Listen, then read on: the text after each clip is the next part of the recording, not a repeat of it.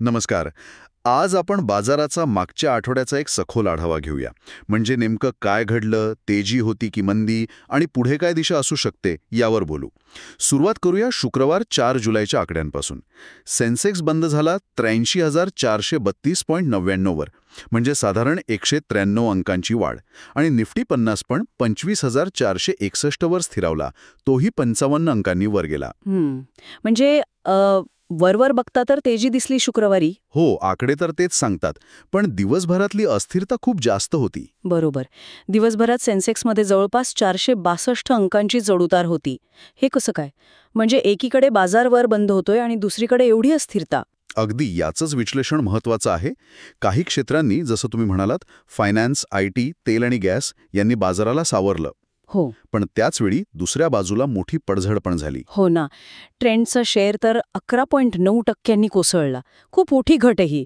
आणि Tata Steel, Eicher Motors, Tech Mahindra, Maruti हे पण खाली आले. बरोबर. इथे ना एक स्पष्ट गोष्ट दिसतेय, ज्याला आपण सेक्टर रोटेशन म्हणतो. सेक्टर रोटेशन म्हणजे काय नेमकं? म्हणजे गुंतवणूकदार एका सेक्टरमधून पैसे काढून दुसऱ्या सेक्टरमध्ये टाकतायत. 4 तारखेला काय झालं? फिनान्स आणि IT मध्ये विश्वास दिसला. तिथे खरेदी झाली. पण त्याचवेळी मेटल आणि ऑटो सेक्टरमधून लोकांनी पैसे काढले. तिथे विक्रीचा दबाव आला. अच्छा, म्हणजे एकाच दिवशी काही क्षेत्र तेजीत तर काही मंदीत. अगदी. हे दाखवतं की गुंतवणूकदार सध्या थोडे सावध आहेत आणि विचारपूर्वक जोखीम घेत आहेत. या अस्थिरतेमागे काय कारणं असू शकतात? मुख्य कारणं काही आहेत.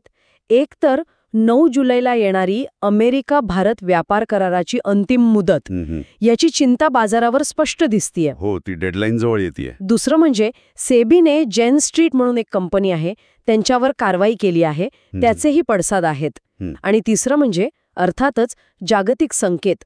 अमेरिकेच्या बाजारातून थोडे मिश्र सिग्नल्स येत होते. पण या सगळ्यात व्यापार कराराचा मुद्दा जास्त महत्वाचा वाटतोय, नाही का? खरं सांगायचं तर हो, सध्या तरी बाजारावर त्याचं सावट जास्त गडद आहे असं दिसतंय. आता आठवडाभराचा विचार केला तर 3 जुलैला सेन्सेक्स 83,239 पर्यंत खाली गेला होता. आणि मग 4 तारखेला तो 83,432 वर बंद झाला. निफ्टीचं पण तसंच झालं. 3 तारखेच्या 25,405 वरून 4 तारखेला 25,461 वर पोहोचला. हो, म्हणजे आठवड्याच्या मध्यात बरीच उलथापालथ झाली. आणि शुक्रवारी थोडी सुधारणा झाली.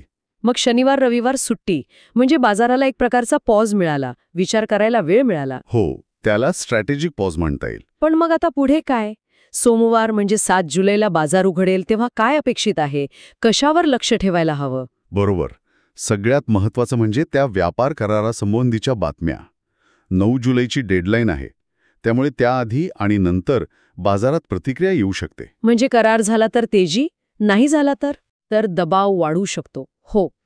याशिवाय बाजारात नवीन IPOs येत आहेत, त्यांच्याकडे लक्ष ठेवावं लागेल. आणि जागतिक घडामोडी तर आहेतच. अजून एक महत्त्वाचा मुद्दा म्हणजे आता कंपन्यांचे पहिल्या तिमाहीचे निकाल यायला सुरुवात होईल. हो, ते खूप महत्त्वाचे ठरतील. नक्कीच. कंपन्यांची कामगिरी कशी आहे, अर्थव्यवस्थेची दिशा काय आहे, याचा अंदाज येईल. सोबतच RBI आणि सेबी काय निर्णय घेतात हेही पाहावं लागेल. आणि जागतिक पातळीवर अमेरिकेतील रोजगाराची आकडेवारी, फेडरल रिझर्व्ह व्याजदरांबाबत काय म्हणतंय, या सगळ्याचा एकत्रित परिणाम होईल. म्हणजे मागचा आठवडा अस्थिरतेचा होता. शुक्रवारी थोडी सुधारणा झाली, पण ती काही क्षेत्रांपुरती मर्यादित होती. आणि व्यापार कराराच्या चिंतेमुळे सावधगिरीचं वातावरण राहिलं. अगदी बरोबर. एकूणच एकंदरीत चित्र थोडं अस्पष्ट आहे अजून. तर मग पुढील आठवड्यात बाजार नक्की कोणत्या दिशेला जातो हे पाहणं महत्त्वाचं ठरेल. 9 जुलैचा निर्णय कळीचा मुद्दा ठरू शकतो. हो. देशांतर्गत आर्थिक घोषणा आणि जागतिक घडामोडी यांचा एकत्रित परिणाम कसा होतो यावर लक्ष ठेवणं गरजेचं आहे. या सगळ्या निरीक्षणातूनच बाजाराची पुढची दिशा अधिक स्पष्ट होईल.